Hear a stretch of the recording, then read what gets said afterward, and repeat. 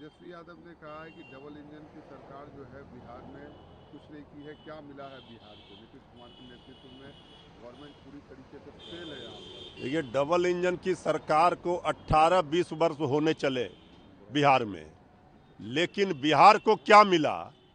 बिहार की भलाई का क्या काम हुआ?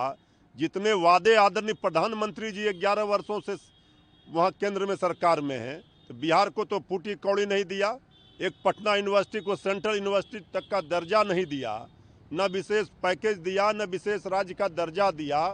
अब ये डबल इंजन की एनडीए सरकार से बिहार का भला होने वाला नहीं है। अब 14 करोड़ बिहार की जनता को भरोसा और विश्वास तेजस्वी यादव जी पर है। तेजस्वी जी ने सरकार में रहते हुए जो नौकरियां बांटी, जो काम करके दिखाया, वो सब लोग याद रखे हुए हैं और तेजस्वी जी को अपना आशीर्वाद देने के लिए तैयार हैं। और ममता बनर्जी ने कहा है कि अगर कांग्रेस इंडिया गठबंधन को नहीं लीड कर सकती है तो मैं उसे लीड करने के लिए तैयार हूँ। देखिए, इंडिया गठबंधन में शामिल सभी दल जब बैठते हैं तो सारी चीज़ें तय हो जाती हैं। ममता दीदी इंडिया गठबंधन की मजबूत कड़ी हैं और मजबूती के साथ बीजेपी के खिलाफ लड़ती रही हैं, सांप्रदायिक शक्तियों के खिलाफ। गैर भाजपा विपक्षी दलों की एकजुटता के सबसे बड़े आर्किटेक्ट, सूत्रधार कोई हैं तो आदरणीय लालू प्रसाद जी रहे हैं। पहली बार इंडिया गठबंधन की बैठक जब बिहार में हुई थी पटना में, तो आदरणीय ममता दीदी भी आई थी।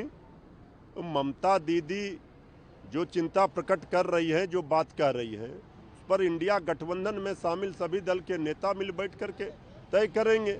इसमें कहीं कोई विवाद है नहीं।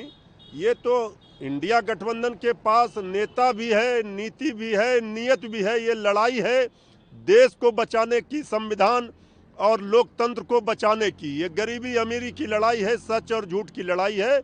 ममता दीदी मजबूती के साथ उस लड़ाई को भाजपाइयों के खिलाफ लड़ रहे हैं।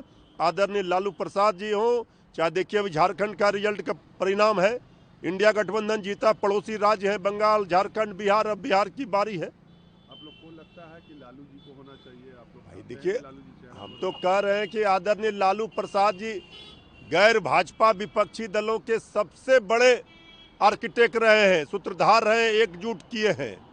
इसमें कहाँ कोई शक है? यहाँ नेता के लिए कोई लड़ाई ही नहीं है। यहाँ लड़ाई है दंगाई से, भाजपाई से, नफरत फैलाने वाले, घृणा फैलाने वालों से।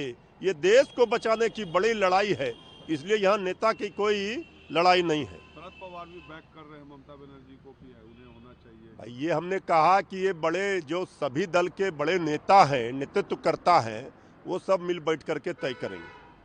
दिल्ली में किसानों ने कहा कि सरकार हमारे से बात करने के मूड में नहीं लग रही है। फिर से वो लोग दिल्ली कूच करने के लिए किसान तैयार है। जिस तरीके से नए कृषि कानून में उनके डिमांड को नहीं माना जा रहा है। देखिए, देश के हमारे अन्नदाता भाई जिस तरह किसान परेशान हैं, ये सरकार किसानों की सुध नहीं ले रही है।